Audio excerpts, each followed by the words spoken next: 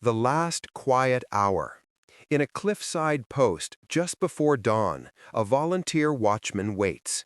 Fog presses against the windows. A logbook lies open. A thermos is still warm. The door pulled shut but not latched. His final entry notes the poor visibility, and then the record simply stops. It's a scene that repeats itself in countless variations. In a quiet suburban home, a pan stays warm on the stove. The television murmurs. A neighbor recalls the squeak of a screen door after 9 o'clock. Nothing is broken, no signs of a struggle. So what snapped the night in two?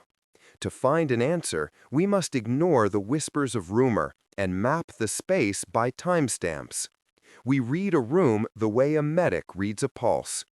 We stick to the facts, counting minutes, not monsters.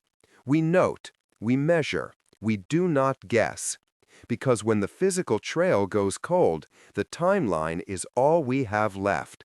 And in the gaps between the seconds, something waits that we have not yet named. At first light, a deputy kneels at a damp threshold. The air is thick with the taste of metal and salt. He photographs a smudged boot print, a trace of sand, a drip line that could be seawater or tears. Below, waves grind against the rocks like slow teeth. The first sweep of evidence always feels promising. The watchman's notes stop mid-word, as if he simply stood up to greet someone only he could see. What remains holds our gaze, and what the morning washed away draws us ever forward. But soon the record begins to thin. A dispatch tape is overwritten. A key reading is uncorrected. Jurisdiction shifts, and the chain of custody blurs. A promising clue fractures into guesswork. We learn that silence is not an absence of evidence. It is a void, shaped by human error and the simple passage of time. Modern tools arrive, but they bring their own limits. Forensic genealogy can turn a single cell into a family tree, but salt air degrades the sample.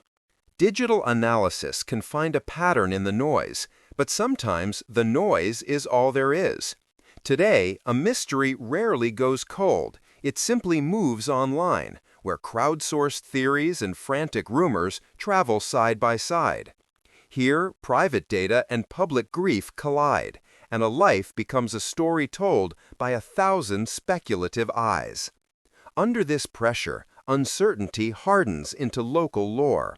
A town carries the story. A family learns to live with careful half-truths. An investigator leaves the file on the desk. The case grows quiet. The ache feels ordinary. And then, a faint signal appears at the edge of the search, a hint that what the tide erased may, one day, reappear.